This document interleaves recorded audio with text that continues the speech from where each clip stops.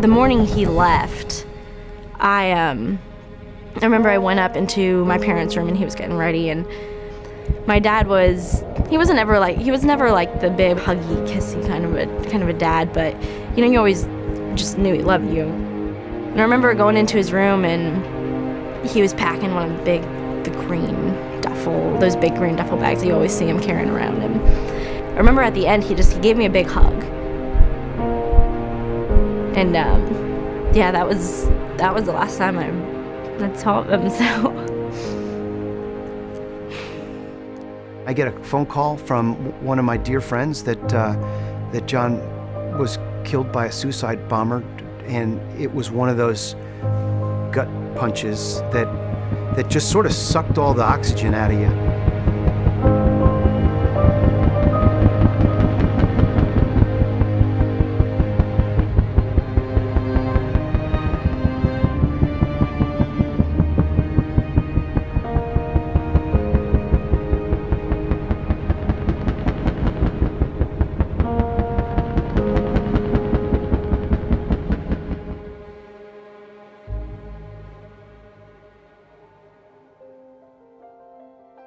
I always wondered if John was going to be one or two things. John was either going to be a great Army officer and serve that way, or John was going to be a Jesuit priest. He was going to be one or the other. His faith was strong, his faith in his family was strong, and his love of country was strong.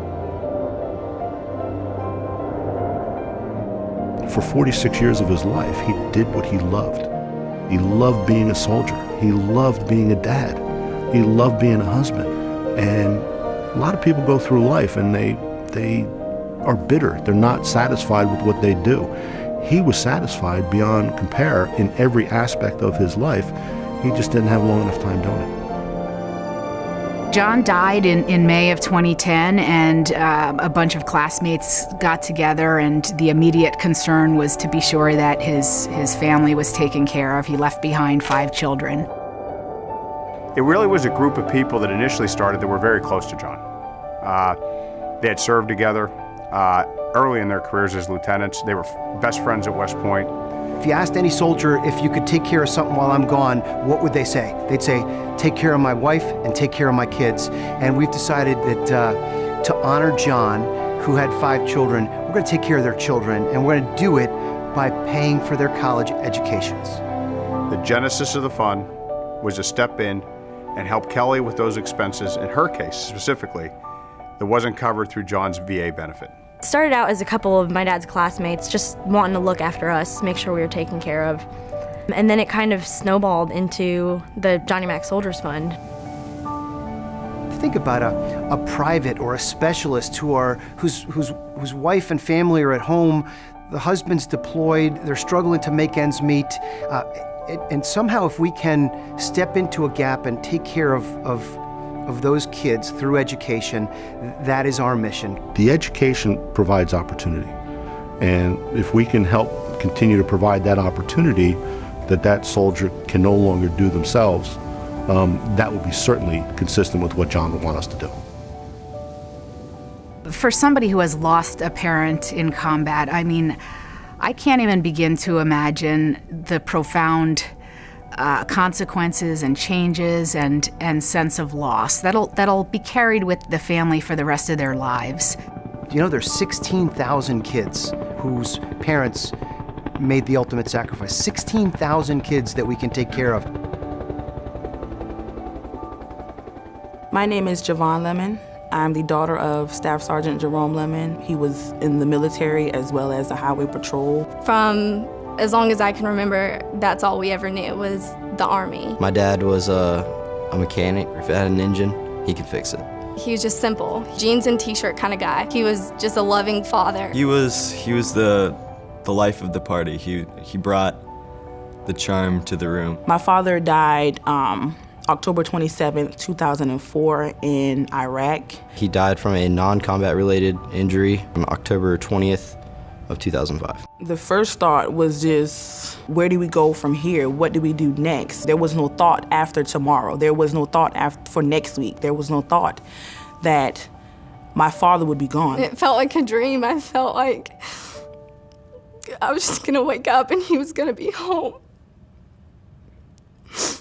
And I never got to say goodbye. As an old infantry officer, I feel very strongly that part of my mission from the day I was commissioned in 1986, and even though I took the uniform off in 1991, I've always felt as part of my responsibility that we take care of our own. We just didn't know that there were people out there that wanted to help us and that could help us. If you want to be an artist, engineer, anything, they want to help you achieve your dream in life.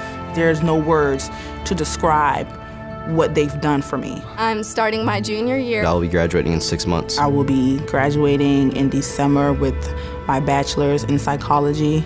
If my dad would still be here, he definitely would have the biggest smile I've ever seen on his face. If we can give something to these children that have given so much, they've given up their heroes, they've given up their moms, they've given up their dads in the service of our country. And if we as a country can't come together to pay that back in whatever humble way that we can, somehow there's a disconnect for me.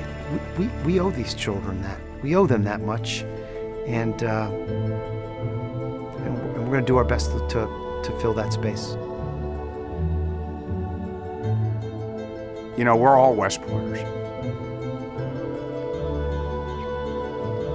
And we have an obligation to serve.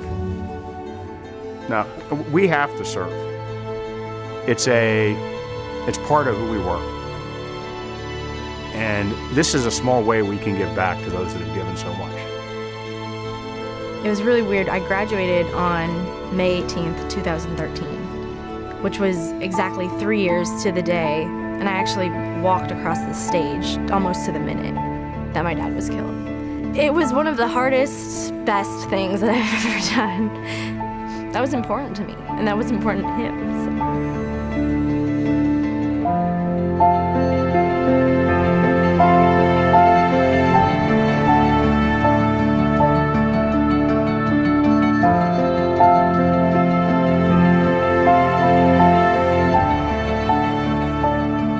We're honoring our fallen comrades by taking care of the children they left behind.